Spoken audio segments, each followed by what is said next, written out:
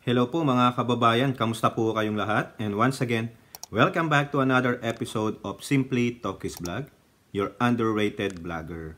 So ang pag-uusapan natin mga kababayan at bibigyan ng opinion at reaction ay yung naganap pong legislative franchise hearing, yung pagboto po ng mga kongresista tungkol po sa hinaing House Resolution ni Representative Migs Nograles, yung suspension po ng SMNI asking the NTC to do it.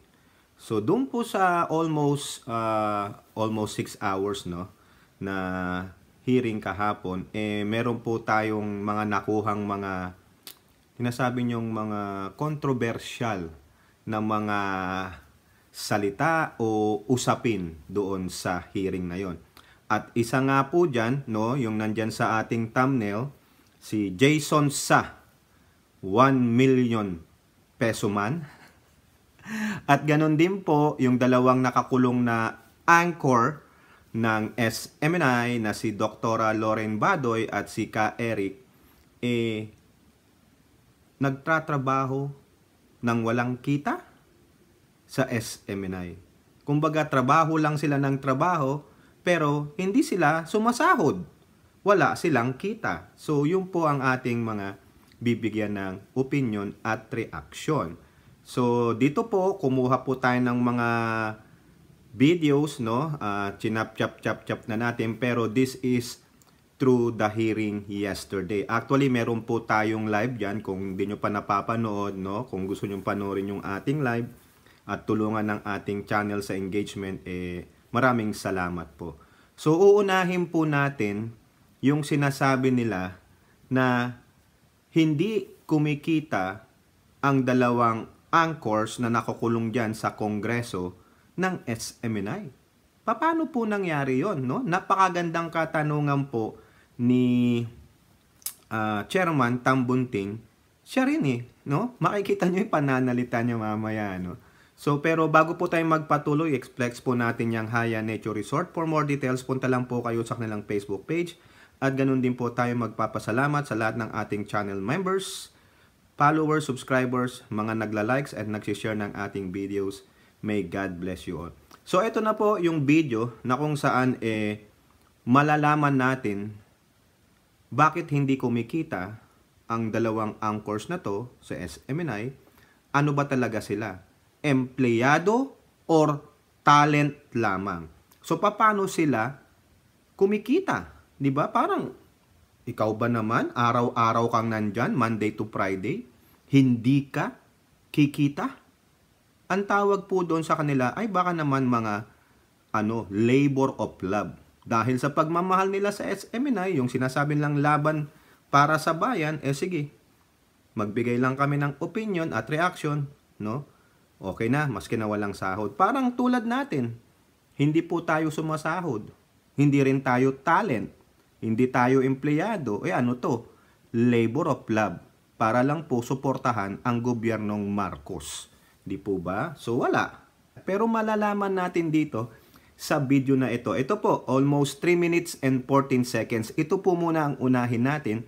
Hulihin natin si 1 million peso man. Okay, so ito po, pagtiyagaan nyo na po. Dito nyo po malalaman kung ano ba talaga sila sa SMNI. Mr. J. Sonsa. Opo. Mr. Sonsa. Opo. Hindi po ilan taon na ba tumatakbo tong programa ni Eric at saka ni Lorraine? Mga may 2 years na, no? Okay, may tanong po ko. Opo. Kung yan ay co-production at ang oras, ilaw, ang airtime sa inyo, Opo. ang talent sila. Ang content. Ang content sila. Opo. At silang anchor. Co-production Opo. Co-production. Doon tayo ha. Opo. Kasi tama kayo, marami iba-iba co-production. Question. 2 years na tumatakbo yung programa. Walang kita.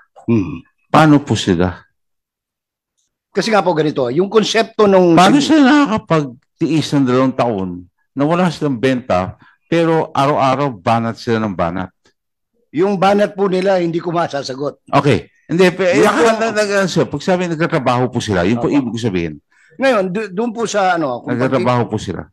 kung titingnan po ninyo yung konsepto ng pagtatayo ng SMNI, talagang para sa bayan. Sagutin na po na, paano po nila nagagawa yun? Yun ang tanong ko. Kasi it does not make sense. Opo. Co-prod.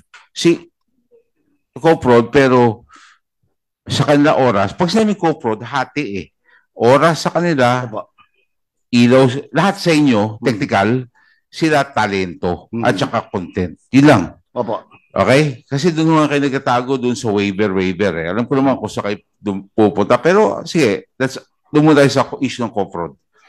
Na pinapalabas nyo, co-prod to, ergo, hindi namin sagutin kung anong sasabihin nila. Kasi co-prod eh. Nagtatago kayo. Hindi nyo tinawag black timer, hindi nyo tinawag iba. Ang sinabi nyo, co-prod. Okay. Benta, hati. 2 years, walang benta. Sila po, wala po Wala, sila. in short, wala silang income. Opo. Hindi po kaya pinapasweldohan ng SMNI sila.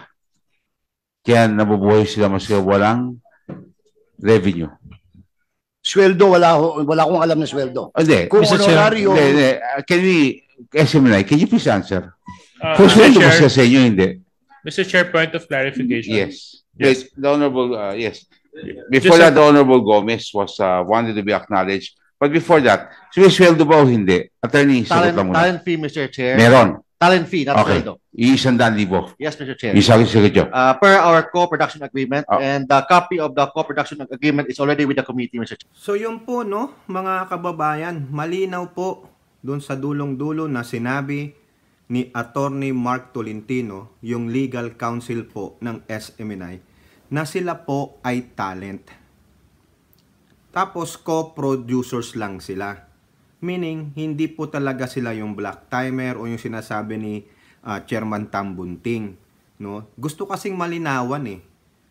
For 2 years na sila sa SMNI, sinasabi ni Joy Sonsa, hindi kumikita. No? Parang walang gaanong kita yung show. O bakit hindi kumikita? Ako po, sa akin pong opinion at reaction, baka naman walang nag-a-advertise. Wala yung mga bumibili ng, i-advertise nyo to. Wala pong ganun. Walang advertisers. So therefore, siguro, kung may advertisers lang, yung mismong SMNI. Yung tulad nung ipropromote yung church ni Coboloy, ipropromote yung SMNI, pero SMNI pa rin yun. Meaning, walang ibang nag-a-advertise sa kanila, kaya walang kita. Hindi po ba? At also, nakita nyo, parang nilaglag po yung dalawa. Kasi hindi sila empleyado. Talent lamang sila. At sinasabi ni Attorney Tolentino na co-produce may mga porsentuhan. O tama naman siya. Kasi sabi rin ni Chairman Tambunting na syempre co-produce, kung ano man yung kikitain, may hati. Kaya nga di ba? Hati. No? Narinig nyo yung boses ni Chairman Tambunting? Piyok na siya. Joke lang ha, Representative Tambunting. No? Napakaganda nung katanungan. At least it leads to the point na hindi empleyado ng SMNI sila Eric at Badoy. Talent lamang sila. Binabayaran po sila ng 100,000 pesos kada buwan. No? So ilang zeros yun? 100,000 is ilan? 5. 6-digit figure. Di po ba? So, yun ang intindihin natin. Even though hindi sila kumikita sa show nila kasi walang mag-advertise kasi co-producers walang advertisers kasi sinasabi nila walang kita for 2 years. Kaya nagtataka si Chairman Tambunting, paano yan sila nabubuhay? Araw-araw silang bumibira, bumabanat. Di ba? Tama naman. Di ba may sense yung question ni Chairman Tambunting? He wants to know how they are making a living. Di ba? Si Dr. Lauren Badoy siguro, after nung show niya, meron siya kasi doktora siya. Si Ka Eric, ano? Ano ang side bet ni Eric? O si Dr. Lauren Badoy, dating nasa spokesperson ng NTF-ELCAC, siguro well-to-do na yan. Well-to-do. May pera. No? Siguro pastime niya lang yung laban kasama ang bayan. Saka mani lang sa kanya ang 100,000 pesos. Pero si Ka Eric, di ba? Nakukuha niyo yung point? Paano sila kumikita? Ha? Hindi man sila kumikita sa show nila. Yung pala, mga kababayan, they are talents. Parang sa showbiz. Talent ka ng GMA, talent ka ng ABS-CBN, TV5, you have a contract. So, tipo ba? So, ang yaman ng SMNI. No? Ang galing ng pagtatanong, mga kababayan. Di po ba? At the same time, dyan sa hearing na yan, napakinggan ko po, si Congressman Richard Gomez, si Idol yan, no? Dati po kaming magkamukha niyan, ewan ko lang ngayon, lalong naging gwapo si Kong eh. Shout out po, Congressman Gomez, idol po yan. Ang sabi niya, kasi si Jason Sa, wala siyang ganong alam. Siyempre, mamaya malalaman nyo kung ano siya sa SMNI. Dapat, sabi ni Kong Gomez, dapat ang nakakaalam niyan ay presidente. Di po ba? Alam nyo nangyari sa presidente ng SMNI? Parang dami. Alam nyo yung dami? Parang ipinwesto lang. O ikaw nang maging presidente. Walang kaalam-alam. Kasi sabi nung mga si Chairman Tambunting, yung mga ibang congressman, the president is consulting the consultant. Dapat alam niya yan eh. Dapat ang presidente well-informed ka kasi you're the president of the company. Even though you're not the owner, ang owner ng SMNI, di ba si Kibuloy? Tanong nyo pa kay Mike Abe.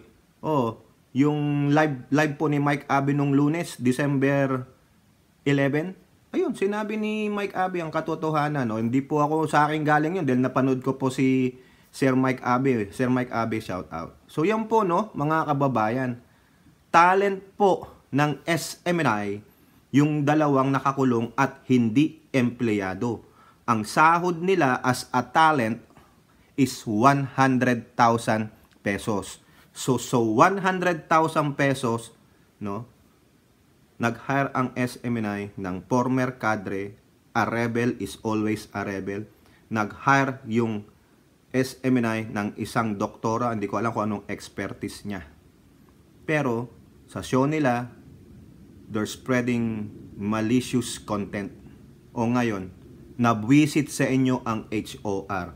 So yung nagsasabing this is just a waste of time and money, bakit wala bang karapatan ang Kongreso na gawin ito?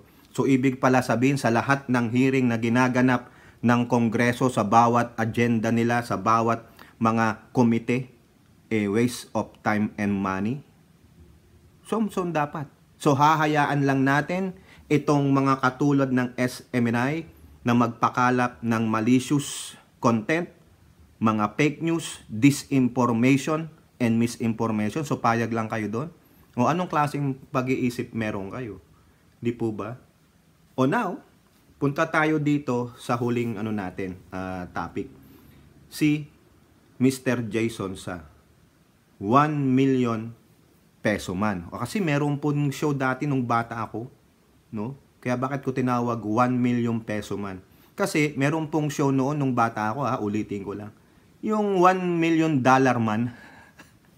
Pero si $1 million man, parang bionic po siya eh. Action yun eh. Action hero. Siguro kaya siya naging $1 million man. Kasi yung pagkakagawa sa kanya, bionic siya. They spent $1 million. Pero si Jason Sa, mga kababayan, bakit ko po tinawag na 1 million peso man? Eto po, mga kababayan. Dito rin, the same hearing. Eto po, ito po yung nauna. Yung unang pinakita ko sa inyo, karugtong po yun. Kaya yung nahuli, nauna. Yung nauna, nahuli. Kasi mas juicy ito. Si Mamang Kalbo. Bakit kaya pag kalbo? Parang yung hindi naman po lahat. Walang nega. Ayun na lang po masasabi ko. Diba may mga vlogger influencer na kalbo? Tingnan nyo yung mga pinagsasabi nila sa administrasyong ito. Hindi po lahat ha? Disclaimer, hindi po lahat ng Mr. Clean o Mr. Ajax ay nega. Alam nyo na, tingnan nyo tong si Mr. Jason Sa. The 1 million peso man. Oh, eto po, 1 minute and 40 seconds, no? With respect lang dito kay Mr. Sonsa, sir, you mentioned earlier that you're serving as consultant for SMNI. Yes, sir. Yes. Sir, when did you begin your consultancy with SMNI? Just recently, Mr. Chairman. Just recently. How long? how long ago, sir?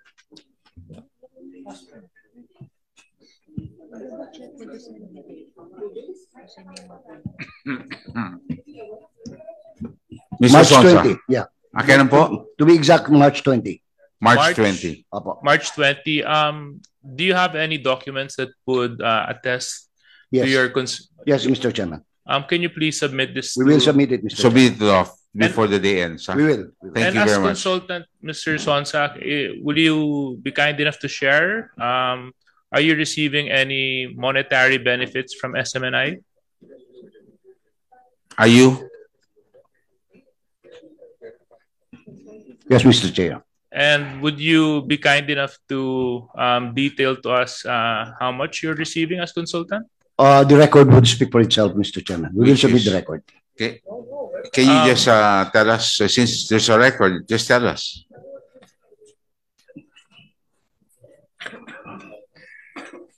It's a sizable amount, Mr. Chairman. Which is This is a million. how much A million per per month. per month? Yes. Thank you very much. So yan po, no, mga kababayan, from the horse's mouth, ika nga nila, lumabas 1 million pesos per month for consultancy. He started March. That's 10 months already. No? Siguro yun ang kasunduan nila. Kontrata yan.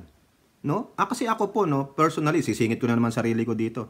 Personally, nung ako po ay nagkaroon ng ano diyan, ang dami ko po kasing trabaho diyan, no?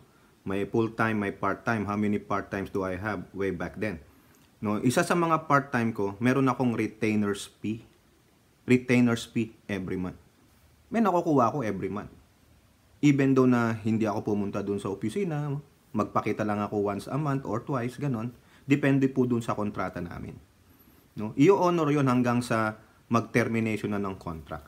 Now, sabi ni Jason sa March 2023, 10 months.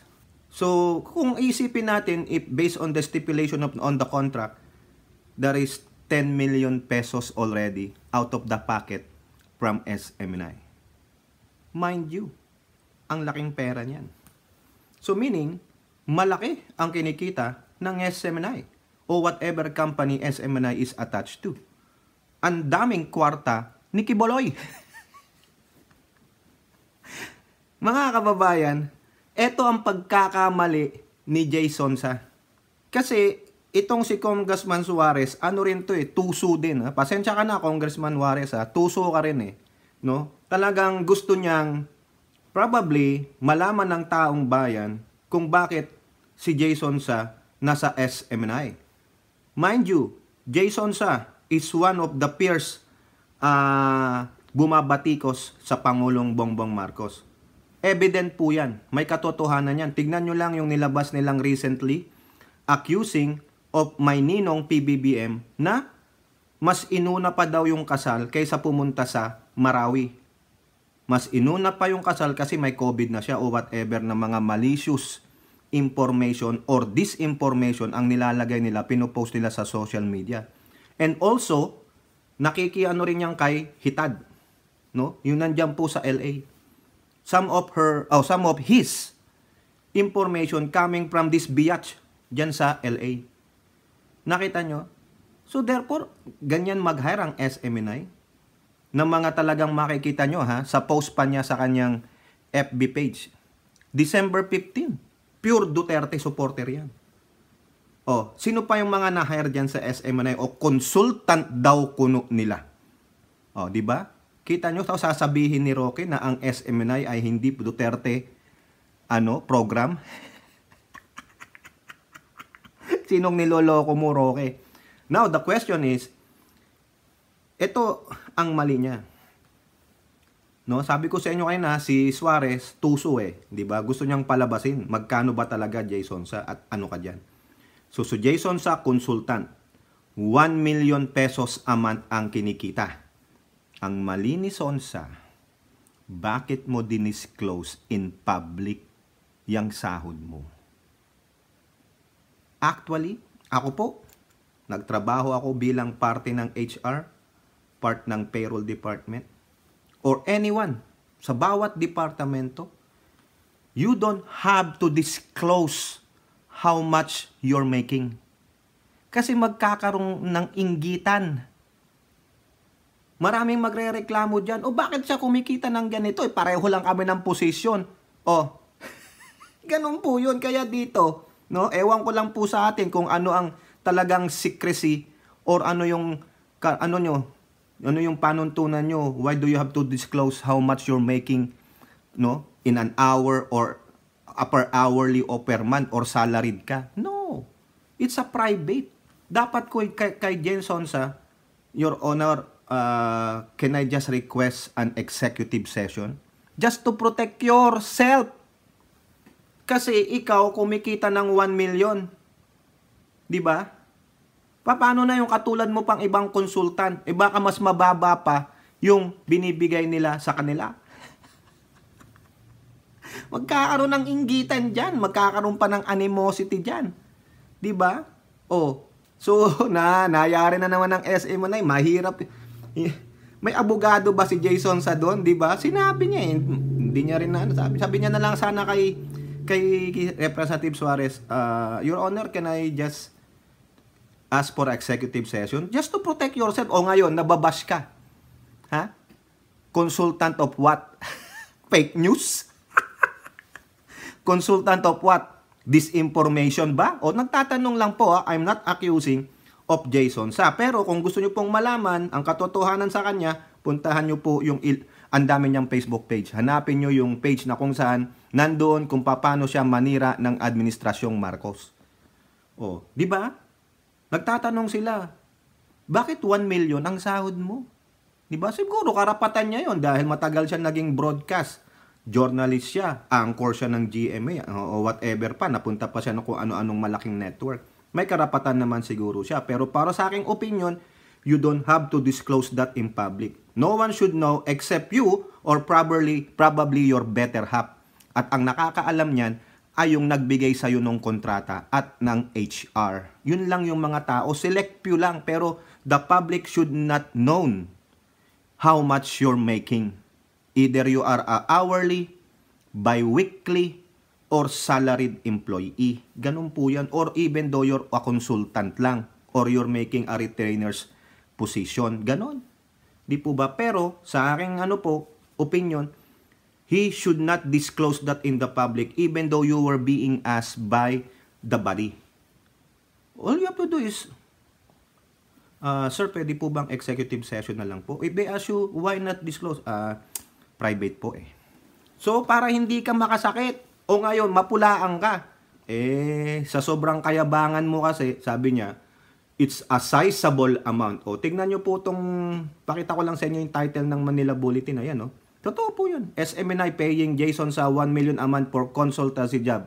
Ang sabi niya, it's a very sizable. Sa mga Tagalog po ng sizable, malaki. Malaki talaga yung 1 million. Diba? 7 digit yan eh. Puta, ilang kama? 2. Yung thousands, diba isang kama lang yan?